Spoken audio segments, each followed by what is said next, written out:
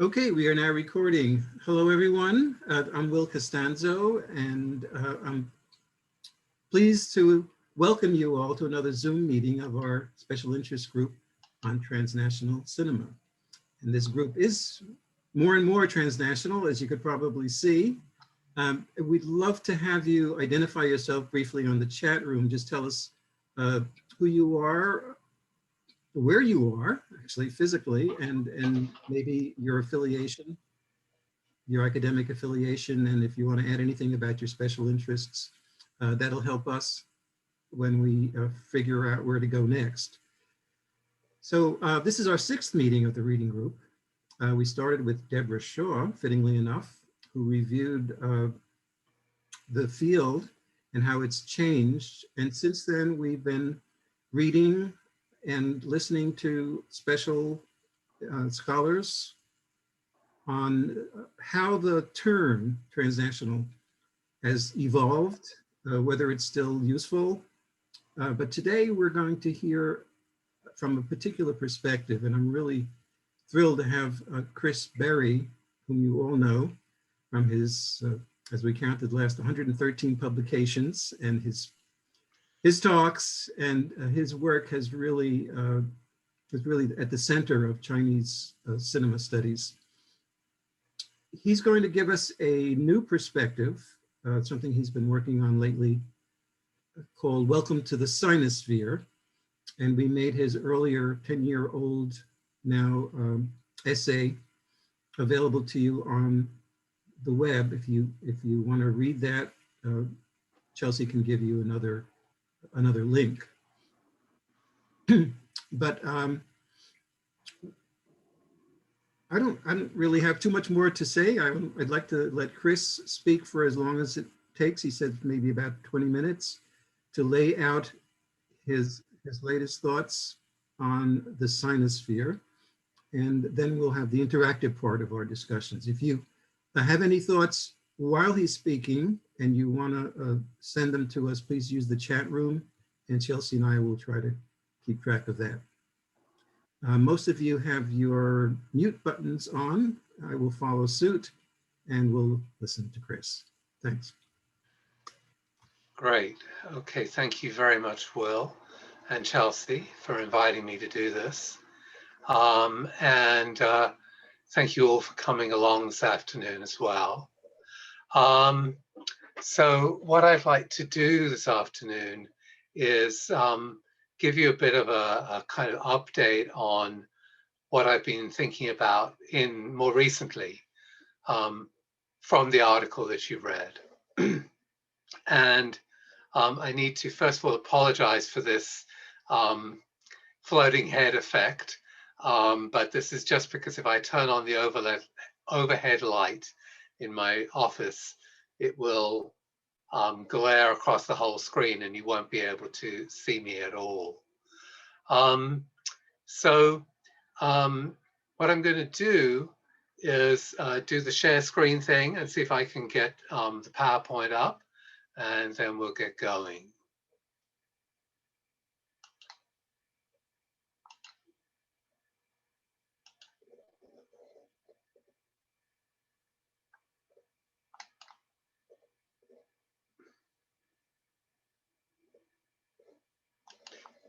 So I'm not sure, can you see that?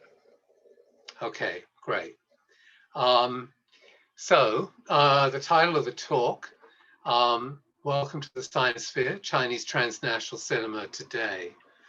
I was asked already a couple of years ago whether I would update that article, and I actually plead guilty. I haven't written this up yet, but I have thought about it and spoken about it, and I'm going to do that again today.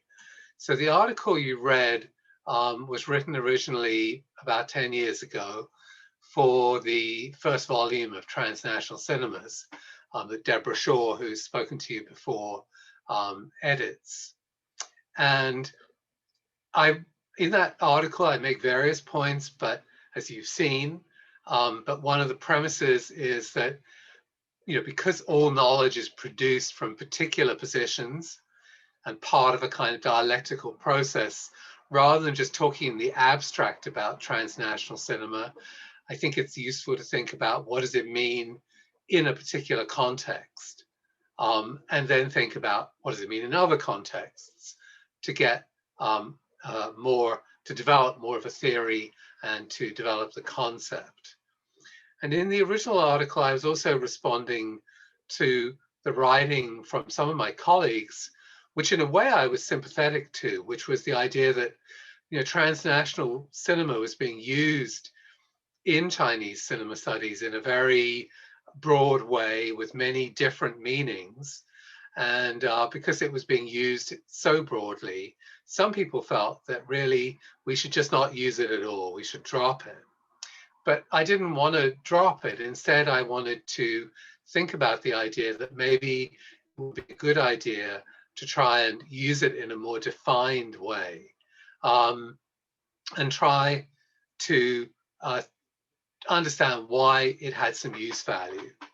And one of the first things that I try and do, lay out in the article, and of course, this is written, say, 10 years ago, is demonstrate and show how you can see that the sort of territory by territory approach that used to be dominant can't really capture the extent of and the nature of trans-border Chinese filmmaking activity already back then, with the same films popping up under Hong Kong and mainland China, for example, or signs of greatly decreasing filmmaking activity in Hong Kong, say, and also in Taiwan, that although to some extent were accurate, masked the degree to which Taiwanese filmmakers and film professionals were taking part in a much larger area of transnational Chinese filmmaking.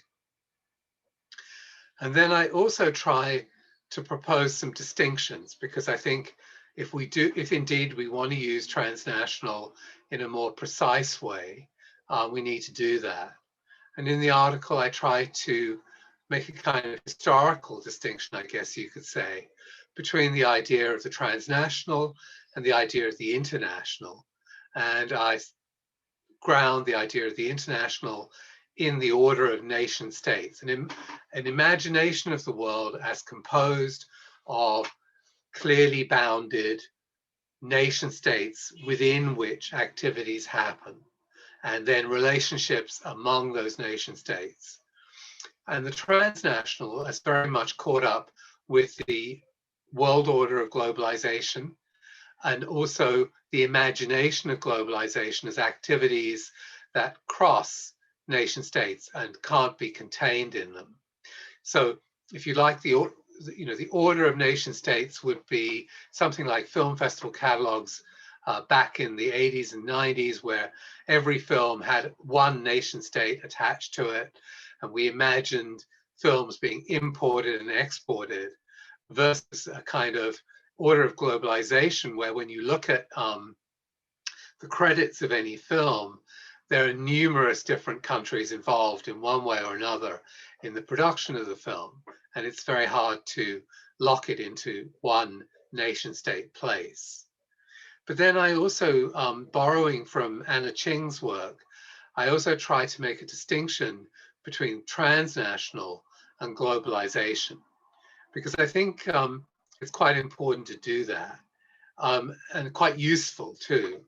And Anna Ching talks about the idea that the transnational constitutes the sum border of all these singular and individual transborder projects. But that exceeds globalization. Globalization for her and for me is the transborder projects of global capital, the fantasy of the totally borderless, smooth space in which trading and profit and capital accumulation can occur. But for Ching, the transnational would also include transborder projects that are either not caught up with that profit-making trading, or are even anti-globalization projects.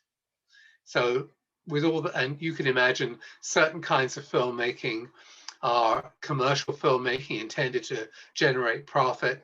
But then there's also plenty of filmmaking where the primary motivation of the filmmakers is not really to do with commerce and trade. Even though they may be trying to make a living off it, they have other motivations. So that was my thinking 10 years ago. And a few years after that, I also wrote another article that I just thought I would mention, where I kind of extended some of that work. And in this other article that came out in 2013, I drew on Deleuze and Guattari's idea of assemblage, and this idea that, again, within the logic of globalization, entities are understood not as totally integrated and singular, but as composed of various assemblages of autonomous elements, and that as global development occurs, different entities grab and borrow from each other and transform themselves in the process. So, you could, for example, look at the development of the Chinese film industry, commercial film industry especially, in the last 20 years or so, and see it as this kind of process of grabbing, especially from Hollywood, but also from Hong Kong, from Korea, and transforming itself within. But then, stepping forward a little bit further, I wanted to just ask, what is transnational Chinese cinema today? What has changed over the last 10 years? And what kinds of new thinking might that force on us or prompt from us? And hence this idea of the Sinosphere, which I want to talk about today.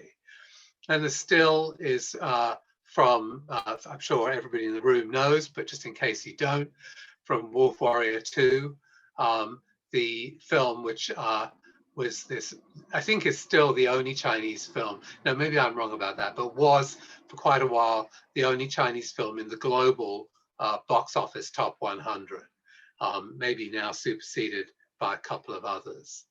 And so with this idea of the Sinosphere, I've got two things in mind, and they're quite different, but I want to use it in two ways.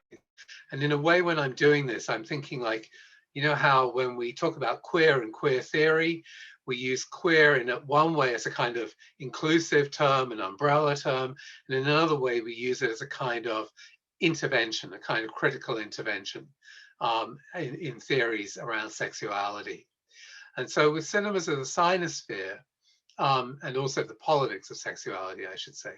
So with cinemas of the Sinosphere, I wanted to use this in two ways as well. I want to use it as an umbrella term, encompassing all Chinese films in all their transnational dimensions. And I'm going to explain why I think we need the term Sinosphere, or why I would propose it. And then I'm also going to use it in a much more specific way to mark the emergence or to create a space that encompasses all the cinema that is being shaped and produced as a result of China, the People's Republic of China's emergence as a global superpower in the 21st century. So let's go through this for a few minutes. And I would like to point to, in terms of the inclusive one, the umbrella term, some difficulties which have always existed, but now have become exacerbated with terminology and naming. And of course, in Chinese culture, naming is very, very important. And in English, when we use a term like Chinese cinema, we have a lot of ambiguity as to what exactly we're talking about. Whereas in Chinese, the minute you try and use a term, you have to pick between some quite specific terms. And when you look at some of these on the right, you'll see it can be a state-based term, like Zhongguoding, there would be the cinema of the state of China, or produced within the state of China. Or Huayuding is a language-based term and has been translated mostly as Chinese language cinemas, and was proposed probably 20 years ago now, 15, 20 years ago, and became very popular as a way of having a term that would get around this business of the state to include Chinese language film produced, I don't know, in Singapore, Hong Kong, Taiwan, as well as the People's Republic of China. And then you can also have a kind of ethnic term like Huaran as well, which some people propose. Although all three of those terms are interesting, I think we've reached a situation now where various things have happened in filmmaking in the last decade that challenge the adequacy of any of these terms. In particular, Chinese language cinemas, which is the one that probably has been most popular in recent years. Now, one thing that I want to just talk about briefly is the Sinophone versus Chinese language. For those of you who are in the field, you'll be familiar with this term, which She Shumei proposed. And I like She Shumei's original proposal quite a lot, but in her original proposal, Sinophone was not the same as Chinese language in a general sense. Sinophone for her was to do with the logic of empire, and she modeled it on the idea of the Francophone, which therefore means in the same way that Francophone excludes France, Sinophone excluded mainland China itself in the initial formulations. And Sheldon Liu, lots of people got very angry about it, and there was a lot of disputation about it. I think I understand why people got mad about it, but I also think the term is very useful for tracing a sphere outside the center where Chinese culture has spread, and where various common experiences have happened, or related experiences and cultural formations have occurred. So I'm not wanting to exclude it. But as Sheldon Liu pointed out, China is not France. In other words, China is not a European imperialist power, even though people might want to argue that it is an empire, was an empire, and perhaps continues to carry the heritage of that today. But that's another issue. Some of these things that have happened in the last 10 years are really to do with, is Chinese cinema only about people who speak Chinese? And on the one hand, you've got films like Crazy Rich Asians, which is predominantly in English, and yet is definitely about a Chinese cultural formation, Chinese families culturally. So do you want to include Crazy Rich Asians within some large definition of Chinese cinema or not? I would say that obviously it's also part of Hollywood cinema, but I would say you probably do want it in both those categories. And then on the bottom, and I'm reminding you of the fact that this debate about whether you have to speak Chinese to be part of Chinese culture is quite a well-established one, with the cover of Ian Ang's book, which was written already nearly 20 years ago. And on the bottom left of the screen is a still from Pema Tseden's film, Thalo. And of course, one of the really important phenomena that has occurred since people started using the term Chinese language cinemas is the arrival of Tibetan cinema in the Tibetan language as a major phenomenon of the last 10 years within the People's Republic of China. So if we use the term Chinese language cinema, it excludes Thalo. Although the scene you see the still from is the only scene in the film where the guy speaks Chinese, really, but that's another issue as well. We can talk about that separately. But anyway, obviously we need to include these Tibetan films within this large category, and we need a new term. And so for me, something like Cinemas of the Sinosphere can include films like Crazy Rich Asians. It can include films like Thalo. So it can be this large inclusive term. Now let me go towards talking a little bit about how I want to use it in a more specific and narrow way, a sort of second usage. And I just want to give you a little bit of etymology, I guess. The idea of the Sinosphere as far as I know, in academic work and intellectual work, goes back to Joshua Fogel's book, which is actually about the about East Asia in the 19th century, 18th and 19th century, before the emergence of a world order of nation states in East Asia, when China was still at the cultural and conceptual center of that East Asian region. And he proposes this term, the Sinosphere, for that kind of cultural thinking and political thinking prior to the signing of these treaties, where the idea of the nation state gets adopted by formally in the treaties and begins to emerge in the politics of the region. So that's his meaning. I now want to use it in a somewhat different way, I think. And I want to point to this idea of thinking about Chinese cinema as part of China's global presence today, in the era of going out, as they put it, into the world, and the various manifestations of that. And obviously, films like Operation Red Sea and Wolf Warrior 2, which are set in mythical Africa in some way or other, are very much part of that. But I also want to say that I think this idea of the Sinosphere that I'm proposing includes also films that are made about that or in response to that phenomenon in other countries. So I did a little piece of research recently with some colleagues at the School of Oriental and African Studies, ZOAS, here in London. And they work a lot in Ethiopian cinema.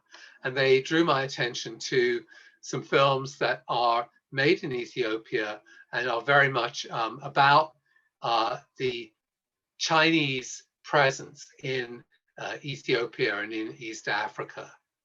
And the film on the top right is a comedy. The other one is, as you might have guessed, more of a sort of action thriller. The argument that we made in the article is that in these kinds of films, both of these films, both sides of it, the Chinese side of it and the African side of it, the Ethiopian films, we see a logic where China is taking the place that previously would primarily have been taken by Americans. And Americans now are not so present on the continent in the imagination including in the imagination of these Ethiopian films. And one of the interesting details that might interest you is that my colleagues told me was that in Ethiopia today, there's been a change in the sort of slang term that people use to talk about foreigners. They used to talk about the Ferenj, and the Ferenj meant somebody who looked like me, basically, a European-looking foreigner. And now the term they use for all foreigners is a China, okay? And interestingly, I'm told that if somebody on the street looked at me, they would point at me and or any of us, and would all say, oh, it's a China over there. So a China has become the new sort of slang term for any foreigner. And so, of course, this phenomenon of local films and local filmmaking responding to China is part of China's growing trade. As you can see from this graph, the trade balance, where America was the dominant partner with Africa, tipped about 10 years ago. And since then, China has been the dominant partner by some measure with Africa. And I think the same is true with Latin America as well. And of course, with most of Southeast Asia. And it's part of this kind of imagination, this so-called Belt and Road Initiative that imagines these Chinese trade routes that in some way or other echo the old Tea Road and Silk Road, and which are mapped out in various different ways. You get different configurations of this. So I go back again and say, with the second meaning of the Sinosphere, I want it to mean the kinds of activities that are going on as part of this in filmmaking. The efforts on the part of the Chinese commercial cinema to export, to get their films shown in cinemas around the world. Just going back a couple of screens, you can see that Wolf Warrior 2 was released in all these cities in the UK. I don't know how long the runs were, probably quite short, but nonetheless, this effort to get the films into the movie theaters, the buying of movie chains, as you know, major American movie theater chain, and one in the UK too, were bought by Wanda, and various other kinds of efforts like that. But it also includes the local responses and the involvement of the local cinema in that. And finally, perhaps just mention Anne Kokas's book, Hollywood Made in China, which traces the way in which Hollywood's desire to get access to and to become involved in what is now rivaling America as possibly the biggest market and the most valuable market in the world, certainly the second most valuable market in the world, leads Hollywood to make certain kinds of films, to avoid certain kinds of topics, and so on. So that Hollywood also becomes, at the same time as its own entity, it also becomes part of the Sinosphere in this second meaning that I'm proposing. Okay, so I think that's all I want to say. So I'm going to stop the share if I can now. Okay, so I'm not sure. Yeah, half an hour. That's not too bad. Okay. Well done, Chris. Got it all in. Fascinating new ideas. But before I respond to it, let's open it up to anyone who wants to unmute themselves with a question or a comment. Or type anything, or I have a question.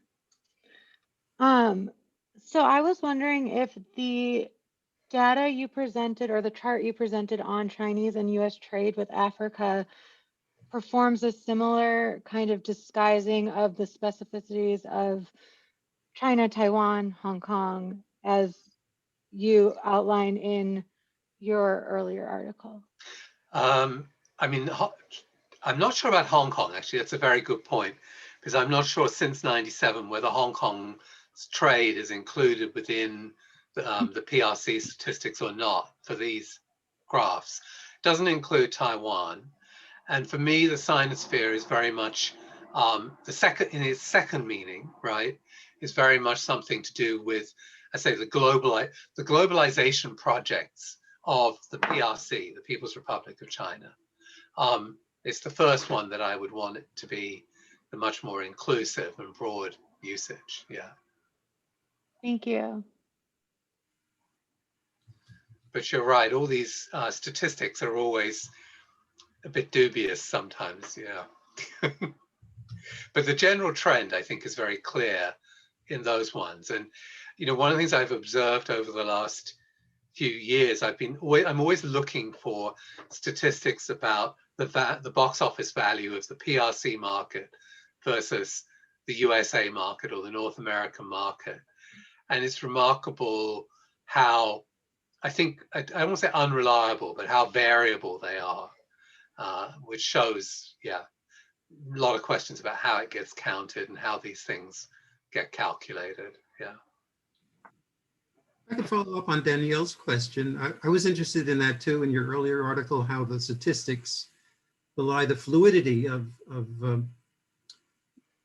talent and money and themes and topics within what used to be called the three Chinas. How does your more embracive term Sinosphere, what have you learned since then about this fluidity? For example, when an Ethiopian makes a movie about China, does that film take into account these movements, the differences? I'm not sure about that second point. But I would say that at the time when I wrote that first article 10 years ago, I was thinking primarily about trans-border cooperation between what people used to call the three Chinese spaces or whatever, Hong Kong, Taiwan, PRC. For a long time in the 1980s into the 1990s, people would talk about three cinemas and talk about them as distinct entities. And then, of course, with 97 already, that distinction started to dissolve with Hong Kong. But what I would note now is that if you look at the credits of major Chinese movies, the credits often, they don't only include people from Hong Kong or sometimes from Taiwan, which they will do, but they will also include credits of workers from many other countries. And I remember slowing them down and making my students look at the credits of Wolf Warrior 2 to see how, on the one hand, you've got this film that is, profoundly patriotic / nationalistic, depending on what term you want to use, very sort of rah, rah, rah about China.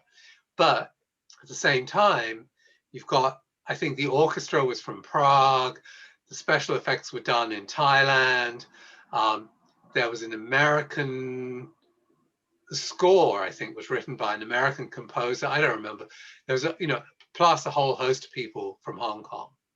So if you try to tag a film to a particular country now, what's getting disguised by that is a much, much more complex set of interactions, I think. And that's true, obviously, not just for China, but for many other places as well.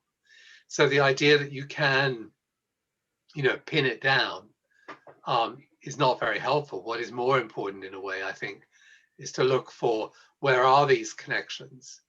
Are there certain ones that come up again and again? Are certain places emerging as preferred, places to do, say, the orchestration, and why, and what is the effect of that, and so on. So I'm going to the Ethiopian situation. In what way did you have something specific in mind, Will, when you No, I'm thinking? I'm just wondering. I mean, in the 10 years that have passed, and you've written a lot of essays and chapters since then. For me, the value of a theory or a term is what you can do with it. Yeah. So maybe you can give, so that the specific example of Ethiopia is terrific, because it's something that's a project, that's a change. Yeah. So yeah, I think what you can do that you couldn't, I mean, let's sort of gloss it that way. In terms of the first understanding of Sinosphere as this kind of all-encompassing term, then it will cover things that are not in the Chinese language and things that are produced that are, for example, Chinese American cinema. It's American cinema, but it's also part of Chinese cinema in that Sinosphere understanding of Chinese, even if it's mostly in English. Even if it doesn't involve any production with money from Hong Kong or Taiwan or China, and so on. So it allows us to think about the way in which films are part of more than one cultural sphere, if I can put it that way. And then the second meaning, which is where the Ethiopian films come in, is really this idea of China, the People's Republic of China's projection of itself as the protector of globalization, right? In the era where America and the United Kingdom as well have stepped back from globalization, have said they want to return to, binary relationships, state to state.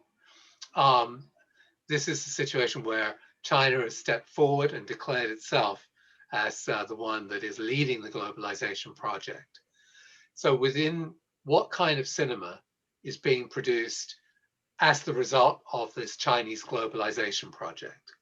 And I'm interested that in terms of its own cinema, films that imagine China in the world, but also films that are produced in foreign languages by other countries, but are in some way or other shaped by China's globalization project. And definitely those Ethiopian films would be part of that. There's a question. Go ahead. I'm just, is that all right to just butt in? Yeah. This is Yael, who Hi, Chris. Hi. from Britain. Many of you know her. So go ahead. Yeah, please. I'm just well, I'm really fascinated by an article about Ethiopia. So if you can give us a reference in the chat, that'd be really. It hasn't been published yet. And Oh, it's it hasn't. still, Okay. I'm trying to remember which to be honest with you, I can't remember where it is because it's a dossier of 4 or 5 very short articles, all about African cinema's relationship with other countries. That's And really interesting. the editors have, I can't remember where they're trying to place it now, but sorry. Well, I'll look it up then. Yeah, it'll come out eventually. But I'm just wondering, so are those films that you're talking about, are they produced and seen on cinema? Or some of that process is also seen in the sort of streaming platforms, television is part of it or not? Does it matter? Has it had any, did you see any? For me, I think this is, of course, the larger question of what do we mean by cinema today and all these kinds of issues, especially under COVID conditions where we're not really able to see very much in the cinema at all at the moment, especially here in the UK. So I think that I would, again, want it to be fairly broad, but I would want it to be distinguished from something like a television series, for example. Yeah.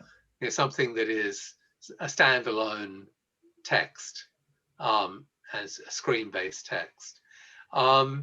In the case of those Ethiopian films, one of the things that has made the Ethiopian cinema boom in the last 10, 15 years is a change in regulation. Before, they didn't allow videos to be screened in movie theaters. So now they allow video screening, whether that's a DCP or a DVD. And it created an incredible boom in movie making in Ethiopia because suddenly it became affordable to make feature-length films and to get them to audiences in Ethiopia who were paying for tickets. So it created revenue. And that's part of, these films are part of that phenomenon. I mean, something else that might interest you or amuse you is that although this term China is used and it's nearly always assumed that the character, if they are recognizably East Asian, is meant to be Chinese, the actors who play them are not necessarily Chinese because there are not that many people who speak one or other of the Ethiopian languages. And so the guy in the one that I showed you where there was a Chinese guy in the poster, well, he's supposedly Chinese guy, he's actually Korean, but he grew up in Ethiopia, so he gets the part. We have a couple of questions in the chat, Chris. Okay. Brad and Katie, Brad, do you want to go ahead and unmute and ask your question? Yeah, can you hear me? Yeah. Yeah, my question, I think you've kind of already answered a bit indirectly, but I was just wondering how you see this term Sinosphere relating to the term of soft power and its relation to that whole discussion. I think you were kind of already touching on that with the Africa part of your discussion, but.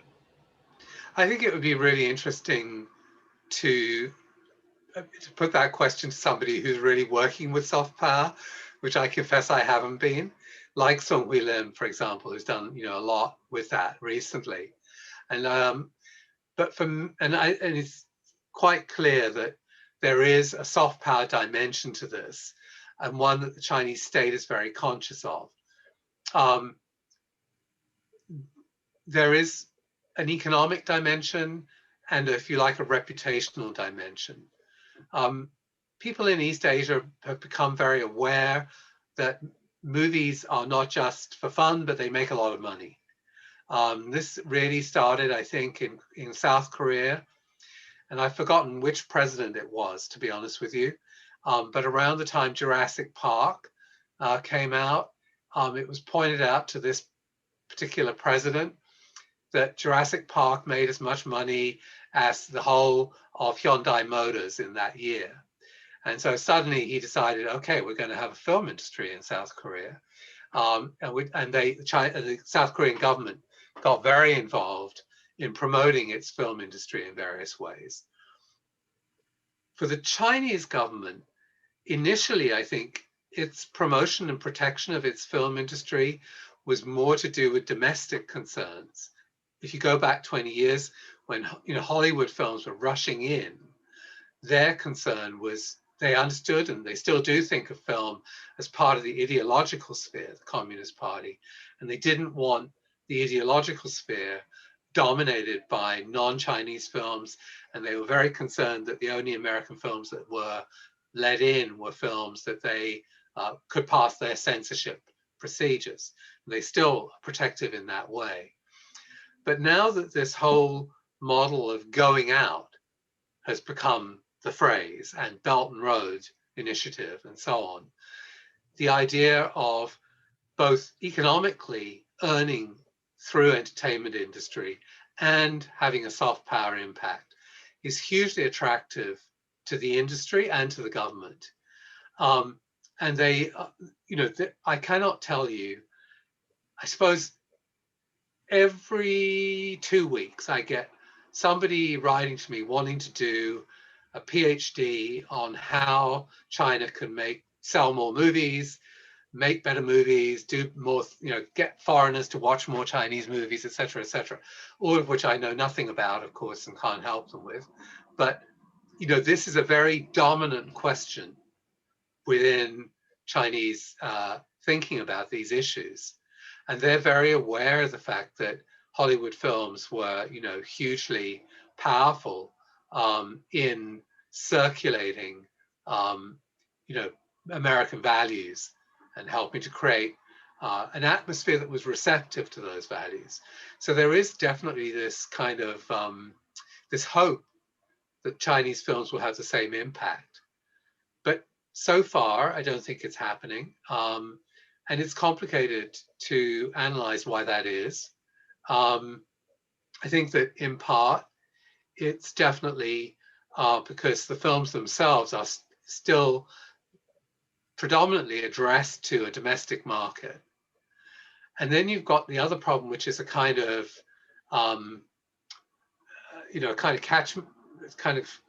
catch me if you can kind of problem of how do you break through? If people outside China don't know who Fan Bingbing is, how do you get them to watch the film? If they're not watching the film, how do you get them to know who Fan Bingbing is? And so it's very difficult to make these breakthroughs.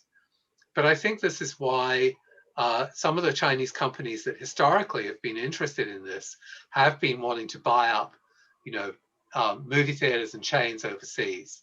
So here in the UK, the Odeon chain, I think it is, which is one of our largest theater chains, is now Chinese owned. And it means that throughout the UK, they will put in for a few days every month Chinese movies, which are aimed predominantly at the moment, at a population of Chinese students. But again, of course, they're hoping to reach a larger audience. So I think there definitely is a soft power dimension to this. And of course, the other way the soft power dimension operates is for people wanting to access that Chinese market. There's been a lot of controversy about this recently, and a retreat from all these kind of issues where in Hollywood, people have been, very vocal about the way in which Hollywood has been self-censoring in order to access the Chinese market. And I guess that is also an impact, a soft power impact, you could say, yeah.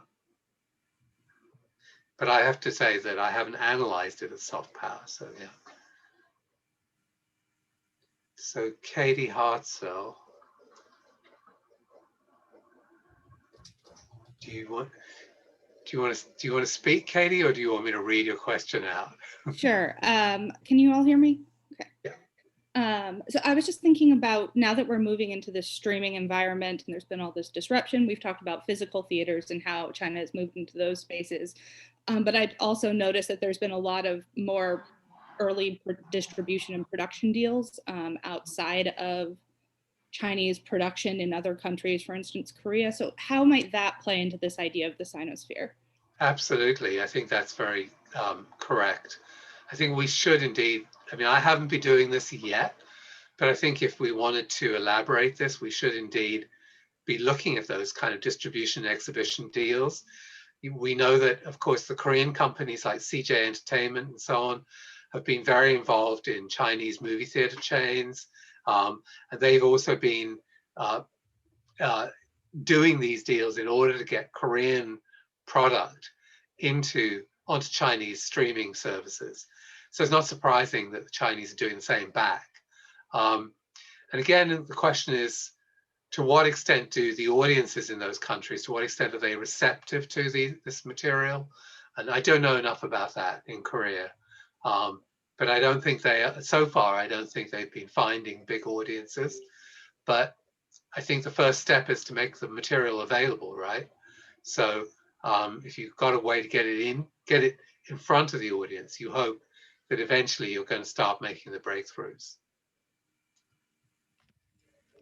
Could you talk a little about the one of the first New Year's movies from last year came out during COVID, and I think it was one of the first to be released free, about the mother and her middle-aged son on the train to Russia. Oh yeah. Did you see that one? I have. I was a bit disappointed, I have to admit, but it's part of the the series, the series that also involved, what's it called in English?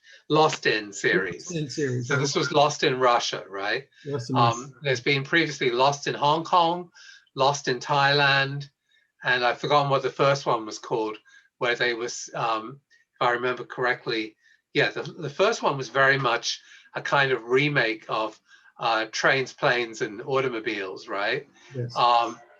But with a Chinese dimension. And then they took it to Thailand and turned it from a kind of road buddy movie where they're forced together on the road to one where they're chasing each other with the Thailand film. And Lost in Thailand was a mega hit. And it established the director and actor, the bald-headed one whose name I'm blanking on. Sorry, I'm really blanking on names right now.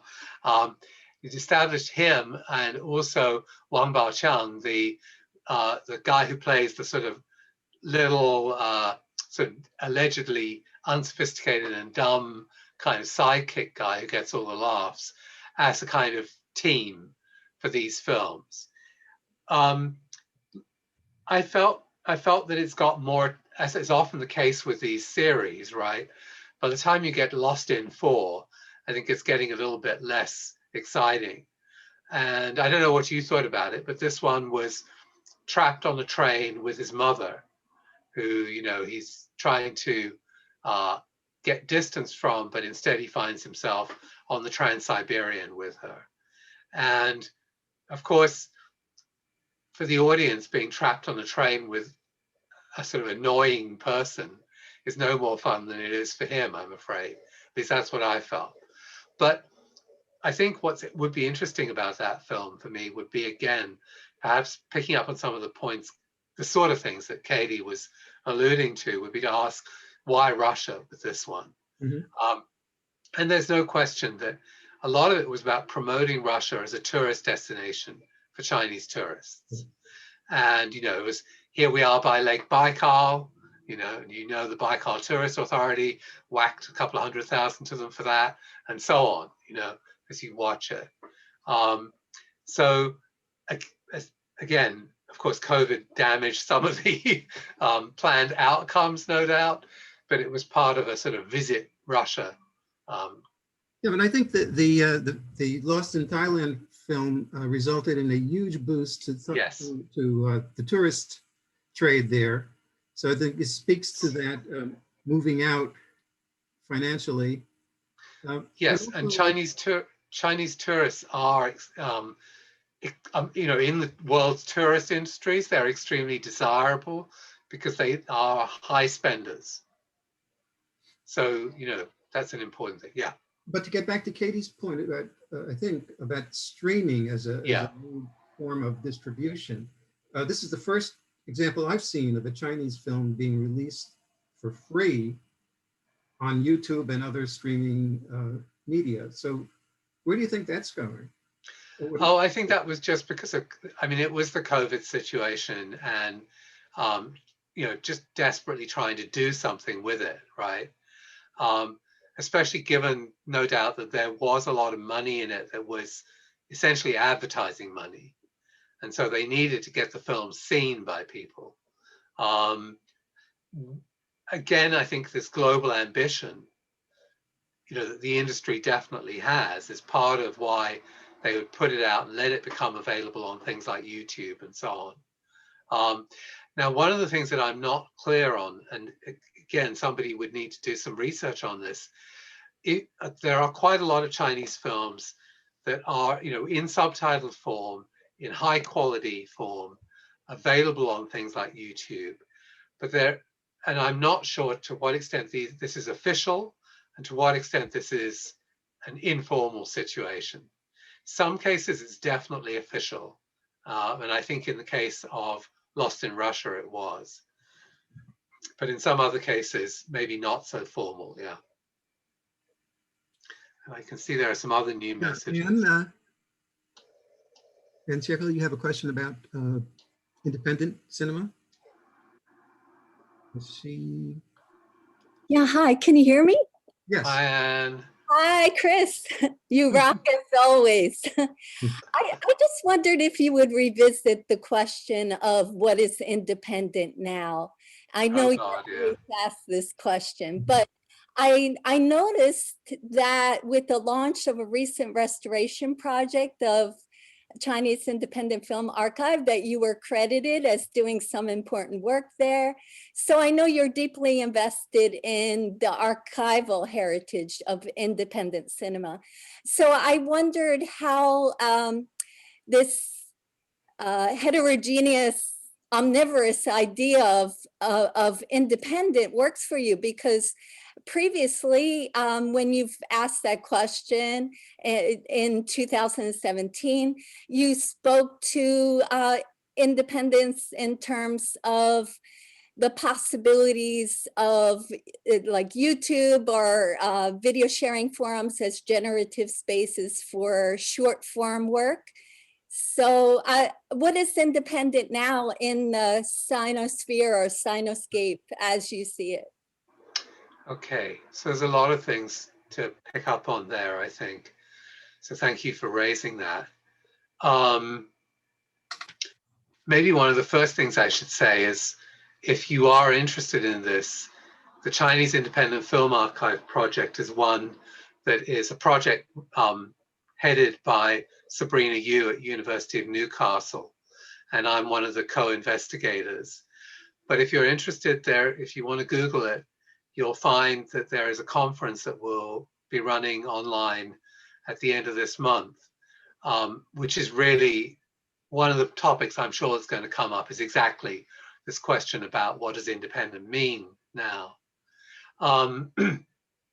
In terms of the thinking that I've tried to present around transnational Chinese filmmaking, I would say go back to that 2010 article and say that a lot of independent cinema is indeed part of a kind of trans-border project or trans-border projects, which are not part of globalization. So that Anna Ching distinction. And therefore, they're also not part of the second meaning of Sinosphere I proposed today, the meaning that is the Chinese government's globalization project, the Chinese government-led market economy projects. It's something separate from that. But a lot of it depends on circuits of distribution and exhibition and screenings outside China for reasons I'll talk about in a moment. And in some cases, it's also based around production that is like that. And I think now independent, the term independent is being used in various different ways. Historically, in China, it had a very specific meaning, which was films that were not submitted for censorship to the Chinese Film Bureau, but were produced. And historically, this was a gray area. Was it legal or not legal? Nobody really knew. But we did know that if it didn't go through the Film Bureau, it couldn't be, tickets couldn't be sold for it in Chinese movie theaters. In 2017, China passed its first formal film law. Before that, everything was regulations. And regulations are not quite the same as laws. But a film law was a signal that they planned to start prosecuting people. And the film law also made it very clear that any film needed to be approved by the Film Bureau from pretty much the conception of the project on. And ever since then, independent cinema in that sense of films that don't go to the Film Bureau has dwindled and become much, much smaller. But in the wake of it, we still find some Chinese filmmakers using the term independent, including for films that have gone through the Film Bureau. And so you can say there are indie style films, and something like Begun, you know, his movies would be, they all got the Dragon Seal, they've all been through censorship, but they are indie style films, I guess we'd say. And that group of films often gets tagged as well as art cinema. So there's now a kind of shift towards a cinema that is not like that nitty gritty, amateur, on the fly on the wall cinema that we associate with Chinese indie films from 10, 15 years ago, but something more like art cinema as you would find in Europe or North America. And then there's another kind of indie cinema, I think, which is documentary cinema. And that tends to be very transnational because those films are often involved with investment and distribution deals prior to the making of the film, often with foreign television stations and streaming platforms and so on, all of whom invest a bit in order to get the rights to show the film in their territories. Wang Nanfu's film, the Sparrow film, for example, is a good example of that, and her follow-up film on the one-child policy. And there are quite a few filmmakers now who are operating in that way, documentary filmmakers, and they will call themselves independent, meaning, I think, really, that they're not working for a Chinese television station, which is where most documentary is going on within the system. So they mean outside that state-owned or state-controlled system, but they're still, if they want to release the movie in China, they've either got to put it through the Film Bureau, or if it's going to go on a Chinese TV station, it has to go through censorship there. So there is this kind of change around it. For myself, to be honest with you, I prefer to stick with the original meaning of independent and think of what's going on now as something new. And whether we label that new independent, whether we label it art house, or, you know, that's of course another issue. Yeah, I hope that answers that. I see also a question about methodological issues. And I think Katie's question already pointed to some of the things we need to pay attention to, which is to say, you know, where not only about the films themselves, but also the structures of distribution, exhibition, who's invested in them, either in Chinese companies going out or foreign companies going into China, and a whole kind of political economy that creates all these transborder projects. And recognizing that these projects are not necessarily, or in fact, simply, I would say, not part of an eclipse of the nation state, but part of a way in which the nation state becomes involved, and nation states relate to each other and become involved with businesses in much more complex relationships, where the company may exceed the borders of the nation state, but the nation state and the companies are both still operating. So again, the imagination we had 10, 20 years ago that globalization and the transnational both marked some sort of eclipse of the nation state. Obviously, we're now in an era when we recognize that's gone. That's not true. They're all still operating, but the corporate sphere and also the non-corporate transborder sphere has kind of escaped the borders of individual nation states in a more radical way than used to be the case, maybe.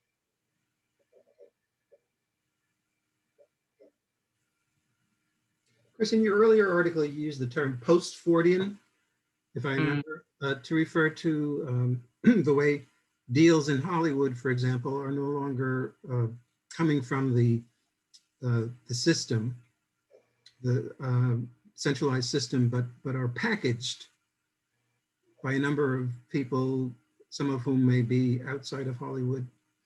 The post-production is done in one place. The stars are taken from different cultural arenas and so forth. How is all that playing out in the Sinosphere? That's a very interesting question.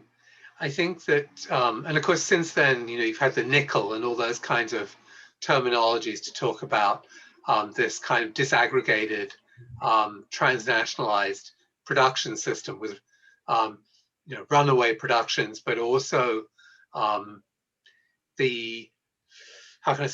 making the most of the opportunity of doing things in more efficient or cheaper ways than could be done in LA. In the Chinese case, I think there are a couple of things to point to.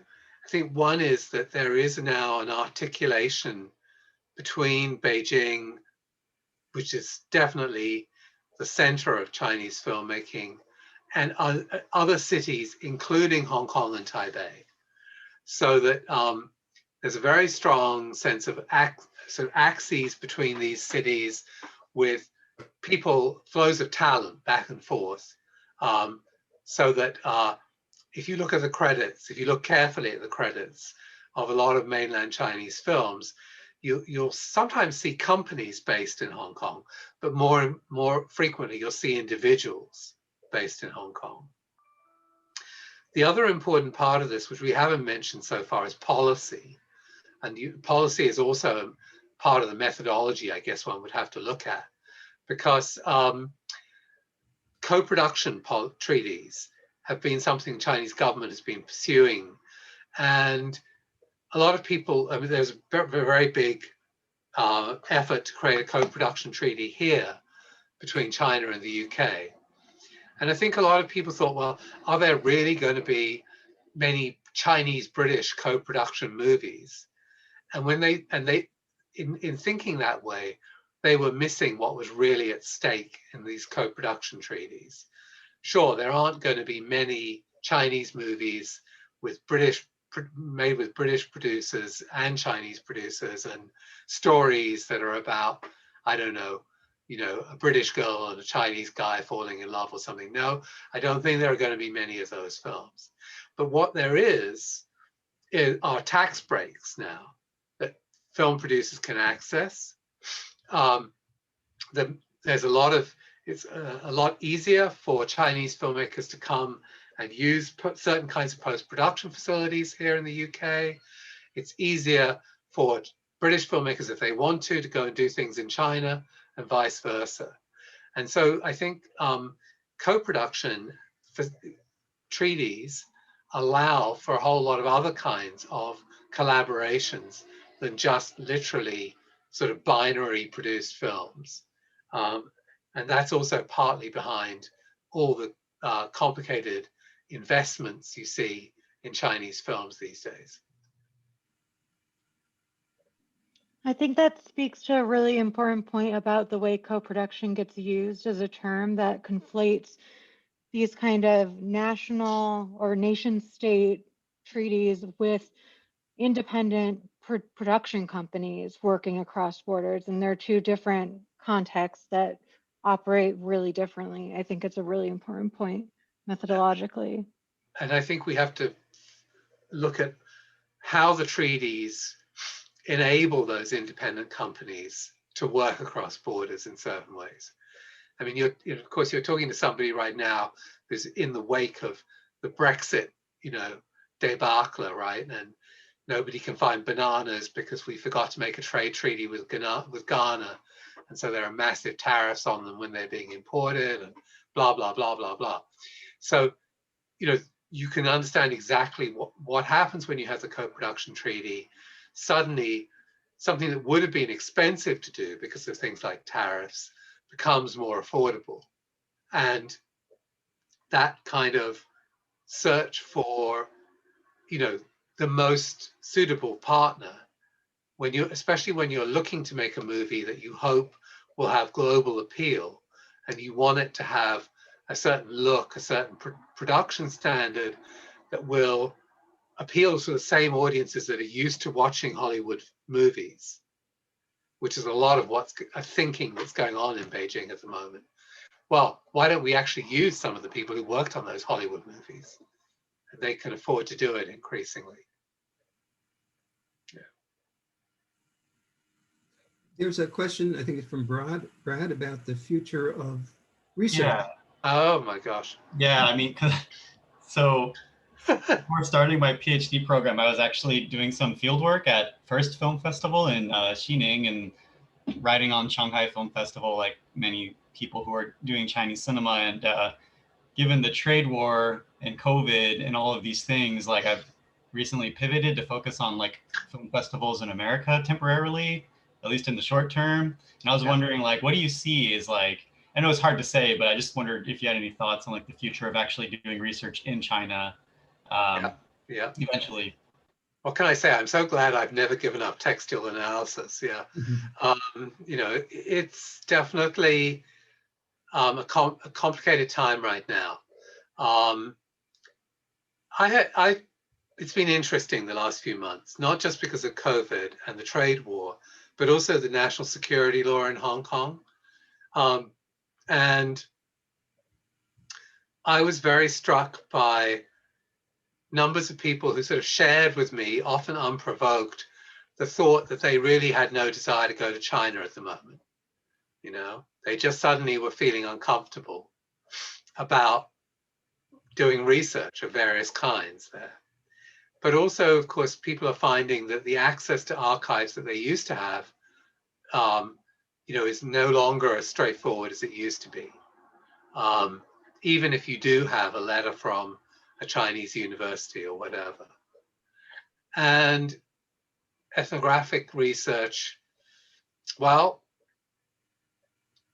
it's interesting, isn't it? I mean, when I've done research, like, that article I wrote about, why would you know it? I wrote an article a couple of years ago about the reception of the Cultural Revolution films, in which I interviewed some women who were and a few men, but mostly women who were in their 60s, about fashion, basically, and used that as a way of talking about it.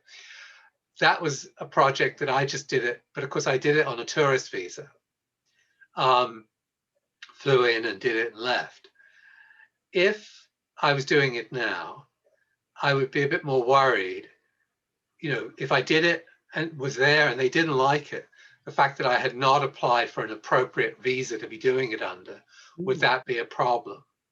Whereas, 10 years ago, I wasn't really worried about it. If it, I've blacked my way through things with Chinese cops in the past, and you figure that there's a way of doing it. But now I think I'd be a bit more nervous about it. So all I can say is, as I discovered with my own PhD project, you should have a plan B. I didn't have a plan B. It was a big mistake, but you should have a plan B. I wrote to the Chinese film, this is back in the 1980s. I wrote to them and said, you know, I want to come see some movies in the archives. And they wrote back and they said, Huaying, Huaying, whenever you turn up in Beijing, fabulous, come and see the films. Assuming I now know that I would never ever turn up. And when I turned up and I was living in China, and they went into shock, you know, and they just like, oh, forget it. So it then took me more than 2 years to actually get into the archive, you know. So in retrospect, I should have just dropped that and tried to change my PhD project. So, but I didn't. But you know, yeah, I think all the things that we have assumed on the basis of easy travel and so on, they're going to go, but they're going to be exacerbated by difficult political relationships. I think that's true. Yeah. Something we haven't talked about yet, but I'd like to introduce was the topic of our last session, which is teaching. And I'm wondering, in my own classes, I know there's resistance now in this country, United States, to anything Chinese. I wonder if you encounter that with your students, or how your scholarship and this idea of the Sinosphere. No, I don't. I haven't been finding that yet. But of course, who knows, right? It may change. All these things change quite quickly. At the moment, I think, first of all, we don't have huge numbers of Chinese students, but we do have Chinese students in my undergraduate classes. And when I teach Chinese cinema, it's an optional class, an elective in America, as you would say in America. I would say about a quarter to a third of the students would be Chinese. So, you know, it's a bit self-selecting. The people who come to it are the people who are interested in China. I also think a lot of British students are very aware of the fact that China may mean jobs and opportunities economically. So they are curious and they want to know more. But of course, all the bad press of the last year or so, especially around Hong Kong, is going to have an effect, I think. And I taught a class, when did I teach this last? About a year ago. I taught a class that is called something like New Directions in Chinese Cinema Studies. It's one of our MA classes, so it's not quite at the level of like a PhD seminar, but nonetheless, it's for MA students. And you know, there were students there from Hong Kong, from China, from Europe, America, from lots of places. And I wanted to do things like show them films like 10 Years, the Hong Kong film, you know. And I knew that was going to be quite challenging. But I was actually very glad when, you know, one of the mainland Chinese students who had she'd done her BA in the UK, you know, she was very angry when she saw 10 Years. And she said, well, if that's what they think about us, why do they expect us to treat them nicely, you know? And I thought, well, actually, I'm glad she said that, not because of a hostility, but because she felt she could say that in the room and then, you know, then there was a lively discussion. So far, I haven't encountered an actual kind of situation of, you know, I've struggled to get students to be frank about their feelings sometimes, but when they are frank about their feelings, so far it has not degenerated into hostility. But I'm not sure how it's going to go in the future. Thank you, Chris. I'd love to hear from others in the group who have had about their experiences teaching Chinese cinemas. It's an interesting question, yeah. I wonder if, have you found, you know, this issue of American students becoming, I don't know, question mark, xenophobic? Is that becoming an issue? Or is there, I mean, one of the issues we do have, okay, that's interesting. One of the issues we do have is, a tension among Chinese students who are from the mainland and Chinese students who are not from the mainland. But the tension is often not necessarily individual, but more an anxiety that among them, at least one of those mainland Chinese students is reporting or monitoring for the embassy. And we get students voicing this anxiety to us quite frequently. And of course, it may be true. I don't know. Anybody else want to just unmute yourself and join in? Or anything else? I kind of want to just share my experience as well. I wanted to say I agree with Chris that I haven't actually, and Matthew, that I haven't really experienced any resistance or pushbacks from Anglo-American students, but the tension mostly came from students from mainland China. And it probably also has to do with you know, my own identity in the classroom space that I occupy, the kind of ideology that I do promote in the classroom, and this approach to decentralize China, PRCS, the center. So I just want to offer a really interesting experience that I had was that I think it was just 2019, so a year ago.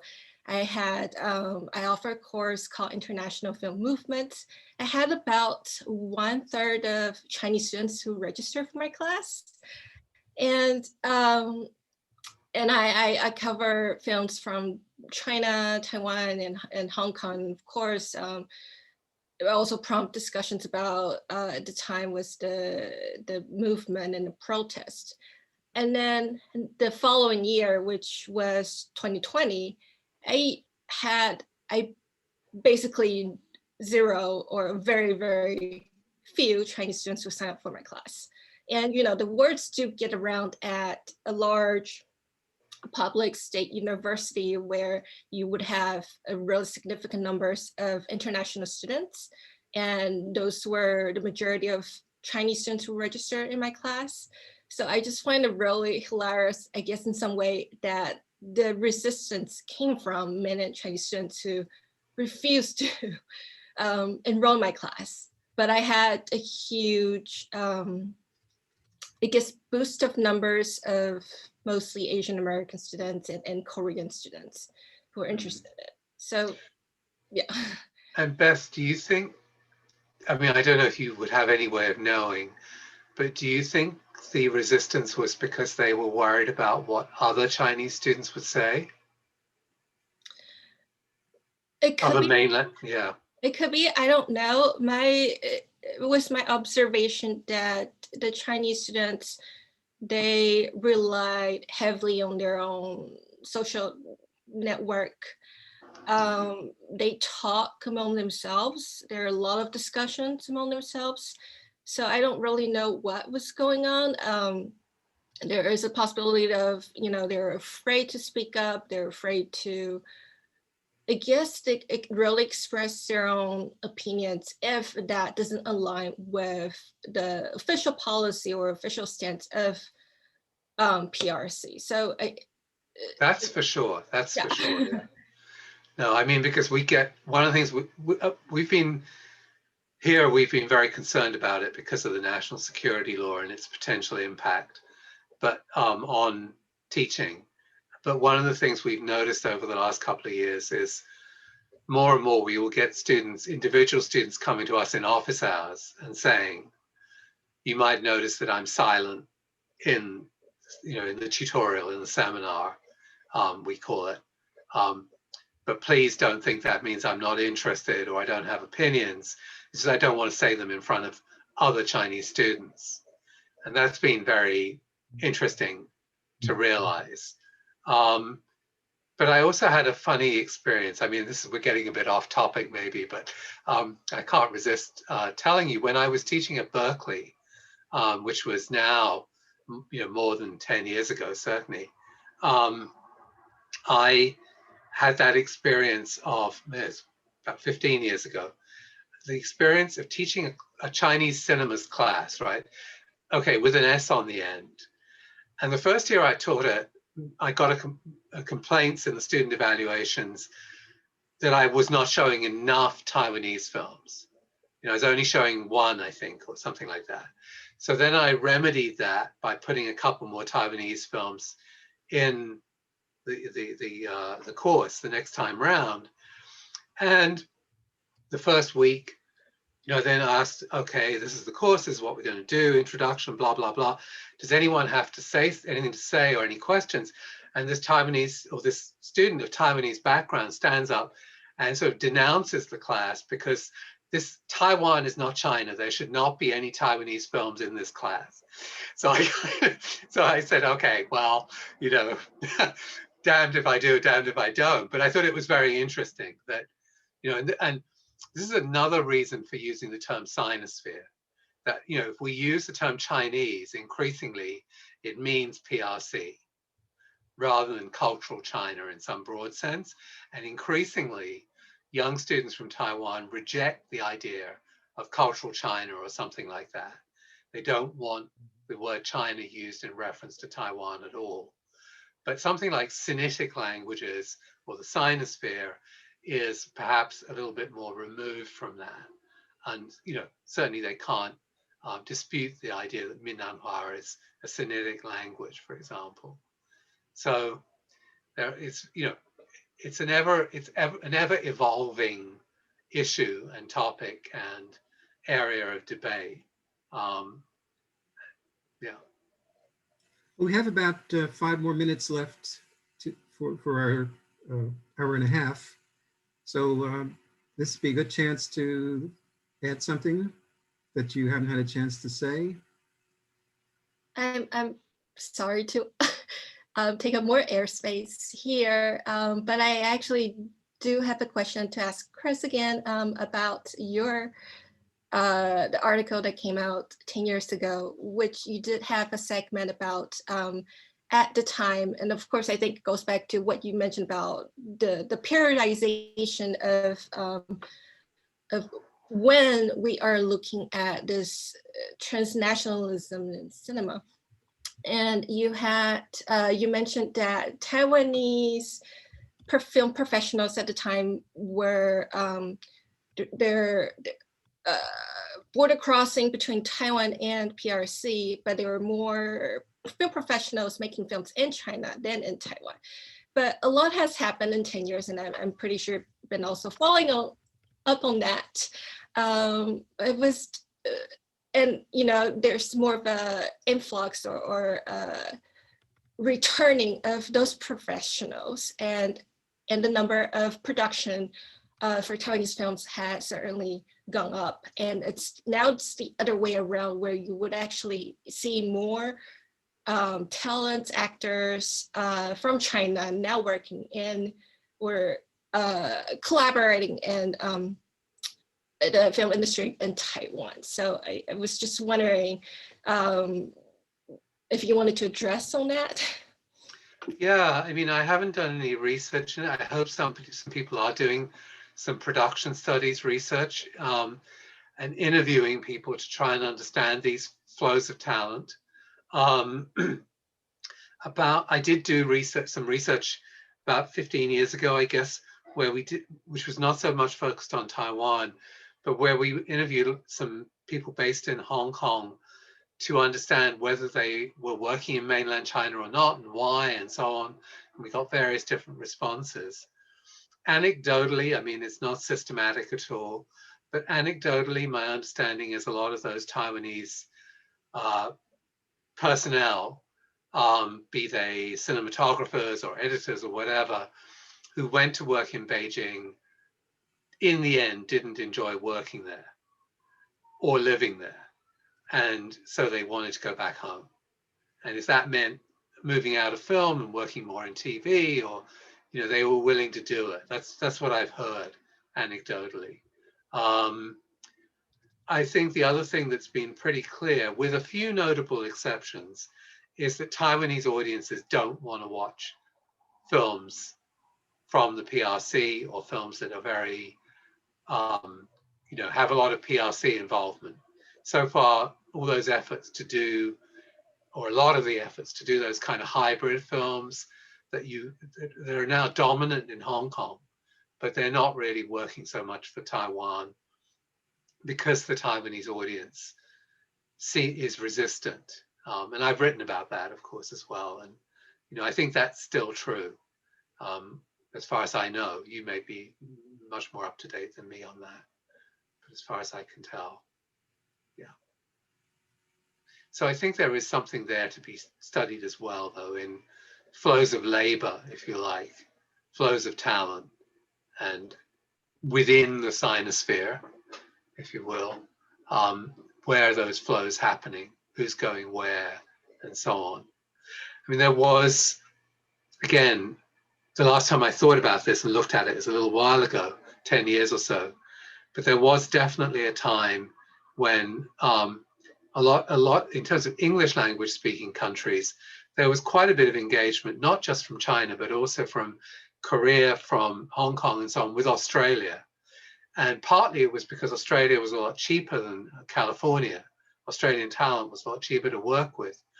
But also it's because they're in the same time zone. And so the traveling was not so onerous. You know, it's a long flight, but we're not getting jet lag.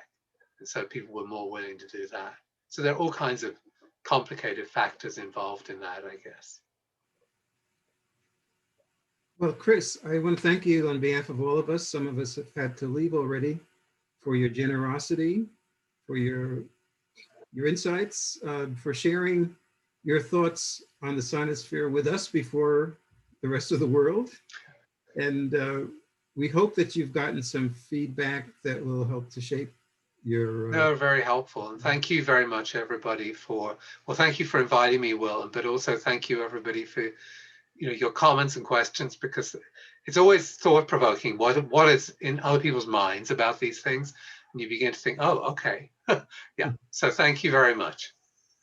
And let me just draw your attention to the chat room again, where Chris has put some information about our next meeting, and also a link to the website where you can find more information on our activities, as well as continue, if you like, a thread on the forum on the topic of the Sinosphere. So if you have had a chance to say something, or if you have more questions, please do use the forum, and we'll continue that discussion.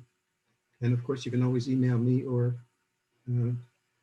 Shoha or Chelsea with any questions about the SIG itself. Oh, I think we have to sign off soon. The recording will be available. I know you'll want to see it, Chris, and probably anybody else who wants to take another look at the chat or the transcript, you'll be able to find it. Chelsea will send us a link, and it will also be on the website. Okay. Well, thank you, everyone.